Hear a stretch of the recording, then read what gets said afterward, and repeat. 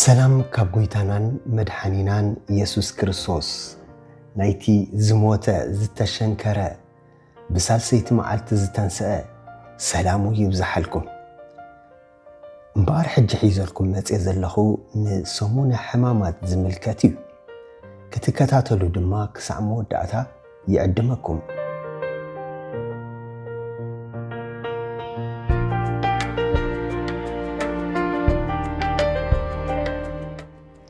ሰሙነ ሕማማት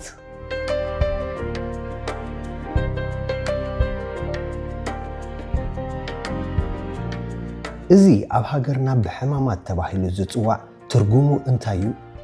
ብእንግሊዝኛ ፓሽን ዊክ ተባሂሉ ዝጽዋዕ ብዛዕባ ክርስቶስ ቅድሚ ስቕለቱን ኣብ ስቕለቱን ዝተሰቅየሉ ሰሙን እዩ ዝገልጽ። ሕማም ዝብል ቃል ብቋንቋ ግዕዝ ስቃይ ክትርጎም እንከሎ ሕማማት ድማ ስቃያት ከም ዝትርጎም ጸሓፍቲ ይሕብሩና። ሰሙነ ሕማማት ወይ ስቅያት ተባሂሉ ዝተሰምየሉ ምኽንያት ጎይታ ኢየሱስ ባዕሉ ብፍታው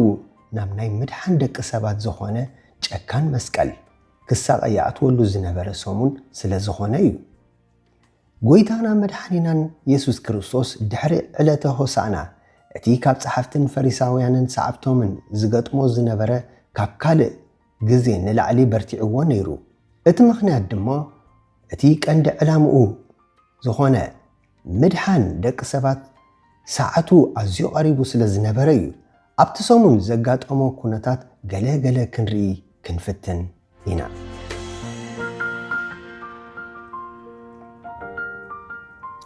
ናይ ሓሶት ሓድነት ጸሓፍትን ፈሪሳውያንን ምስ ሄሮዶሳውያን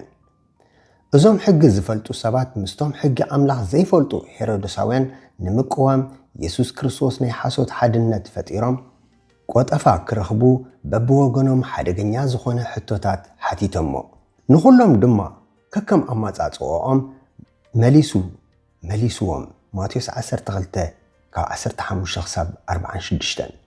በዚ ምኽንያት እዚ እዩ እምበር ንሓቀኛ መንነት ጸሓፍትን ፈሪሳውያንን ብቁጥዐ ዝተዛረበ። ብተወሳኺ ጎይታ ብዛዕባ እታ ኩሉ ግዜ ንነቢያት እትቐትል ኢየሩሳሌም ብዛዕባ ምፍራሳ ናይ መወዳእታ ስምዕታ ዘስምዐ ማቴዎስ 13 ካብ 1 ክሳብ 39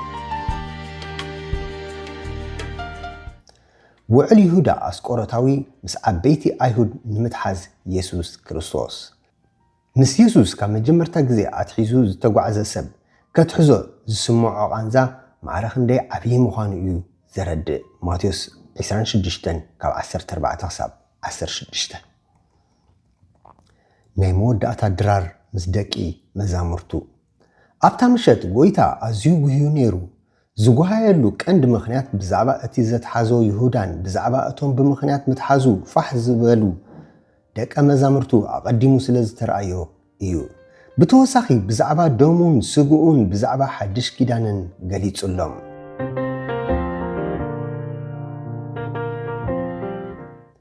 ጸሎተ ጌተሰማኔ ኣብ ጌተሰማኔ ዝበሃል ጽምው ቦታ ምስ ጴጥሮስ ያዕቆብን ዮሐንስን ከይዱ ተንበርኪኹ ጸልዩ ክጽልእ እንከሎ ክጉህን ክትክዝን እንከሎ ነንብብ። ጻዕረ ሞት ሒዝዎ ረሃጹ ከም ነጥቢ ደም ይነጥብ ነበረ። እታ ናይ መስቀል ጽዋዕ ካብኡ ክትሓልፍ ናብ ኣቦ ለሚኑ ከም ፍቓድ ኣቦ እምበር ከም ፍቓዱ ከይከውን ተማሕፂኑ ነታ ሰዓት እቲኣ ኢሉ ከም ዝመፀ ኣሚኑ ድማ ኣመስጊኑ ተንስዩ ማቴዎስ 26 ካብ 4 ክሳብ 46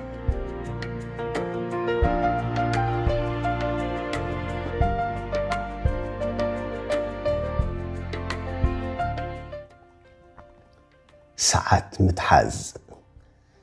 ብመሪሕነት ይሁዳ ከም ሓደ ናይ ክትራን ገበን ዘለዎ ሰብ ክብረት ዘይብሉ ምትሓዝ እዮም ሒዞሞ። ማልያ ዘይብሎም መላእኽቲ ዝሰግድሉ ጎይታ ሰማይን ምድርን ምንም ሓይልን ስልጣንን ከም ዘይብሉ ገበነኛ ተቆፂሩ ተኣሲሩ ደቂ መዛሙርቱ ኩሎም ገዲፎሞ ሃዲሞም ንበይኑ ተሪፉ። ኣብ መጋባእያ ፍርዲ ኢየሱስ ገበን ዘይነበሮ ክነሱ 6 ግዜ ናብ ፍርዲ ቀሪቡ 3 ኣብ ይሁዳ 3 ድማ ኣብ ናይ ሮማውያን መጋባእያታት ቀሪቡ። ኣብዚ መጋባእያታት ድማ መውቃዕትን ላግፅን ተፃዊሩ ጲላጦስ ንኣይሁድ ከዕግብ ፍርዲ መግረፍቲ ፈሪዱ እዩ ክሓድጎ ደልዩ እዚ ግና ንኣይሁድ ስለ ዘየሐጎሰ ዘይግብኦ ፍርዲ ሞት ፈሪድዎ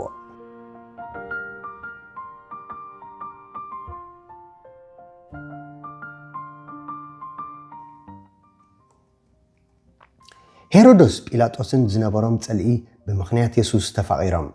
ሄሮዶስ ኣላጊጹሉን ኣኽሊል እሾኽ ደፊኡሉን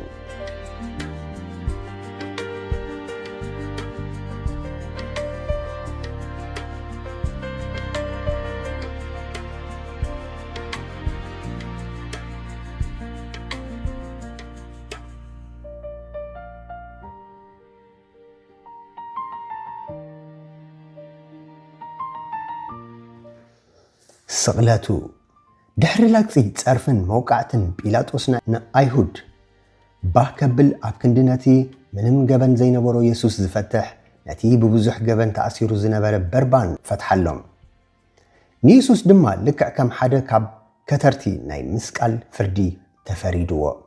ድሕሪ ዝተበየነ ቄናን ፍርዲ ኢየሱስ መስቀል ተሰኪሙ ናብ ጎልጎታ ክስቀል ገደድዎ እናወደቐ እናተንስአ ድማ ተጓዕዘ ኣብ መንጎ እዚ ድማ እቶም ጨካናት ወታደራት ናይ ሮማ በቲ ተሪርን ተባላዕን ኩርማጅ ገይሮም እንዳገረፉ ናብ ቀራንዮ ናብ ወፃእ ከተማ ወፀእ ኣብ ቀራንዮ ድማ ኣብ መንጎ ክልተ ከተርቲ ሰቐልዎ ብገዘፍቲ መሳምር ብምውጋእ ድማ ብርቱዕ ስቅያት ኣሳቐይዎ ኣብ መስቀል እንከሎ ብመዓልቱ ጸልሚቱ ኤሎሄ ኤሎሄ ላማ ሰበቕታኒ ኣምላኸይ ኣምላኸይ ንምንታይ ሓደግካኒ ብምባል ጨረሐ ጸማእኩ ምስ በለ እቶም ወታደራት መጺጥ ዝኾነ ነገር ኣብ ሰፍነግ ገይሮም ምስ ኣቕረብሉ ክሰትዮ ኣይደለየን ስለ እቶም ሰቐልቱ ድማ ዝገበርዎ ኣይፈልጡን እዮም እሞ በደሎም ኣይተሓዘሎም ብምባል ናብ ኣቦ ምሕረት ለሚኑ ንኹሉ እቲ ሕጊ ዝጠልቦ ፈጺሙ ድማ ተፈጸመ ኢሉ